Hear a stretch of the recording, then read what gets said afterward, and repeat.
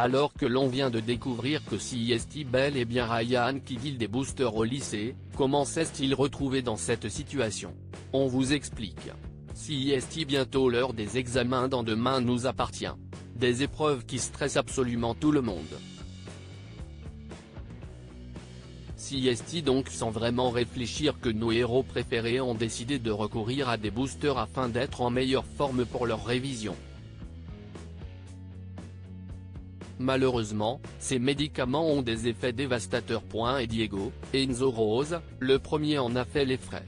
Ainsi, en voulant améliorer ses performances physiques, il en a clairement abusé au point de finir à l'hôpital. Pour autant, cette mauvaise expérience n'a pas empêché les autres de continuer à prendre des pilules. Seul Jack, Dimitri Fook, est particulièrement méfiant et encore davantage en voyant Ryan, Sacha Birdie, les enchaîner. Une grosse dispute entre Jack et Ryan est dans l'épisode diffusé dès lundi sur TF1, vous allez découvrir que cela va conduire à une grosse dispute au sein du couple chouchou des fans. En effet, Jack ne comprendra pas pourquoi Ryan s'entête à en prendre alors qu'il n'en a visiblement pas besoin.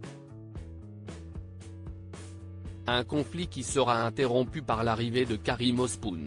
Une fois seul avec son neveu, il l'interrogera sur ses activités, car il ne cesse de rentrer tard et de se lever tôt ces derniers temps. Nerveux, Ryan se justifiera en lui expliquant qu'il révise beaucoup avec son petit ami. Mais comme nous le savons désormais, Ryan est le dealer qui distribue sans relâche des boosters à ses camarades. Et, dès lundi, son contact l'appellera pour lui donner rendez-vous. Mais alors, comment et pourquoi le jeune homme en est-il arrivé là? Ryan est victime de chantage haché qu'il ne le fait pas de bon cœur. En réalité, Christophe Bonello, le véritable fournisseur, est un ancien ami de son père. Juste avant sa mort, Malik lui avait laissé une lettre pour Ryan. Bonello lui fait donc du chantage, s'il ne vend pas les boosters, il ne lui donnera jamais cette fameuse lettre qui contient une information cruciale. Cependant, le neveu de Karim voudra tout arrêter. Depuis ce qui est arrivé à Marianne et les avancées de l'enquête, il ne se sent plus de continuer. Un choix qui n'est pas acceptable pour le dealer qui commence à brûler la lettre de son père. Pris au piège, Ryan n'a d'autre choix que d'accepter de continuer de vendre des pilules.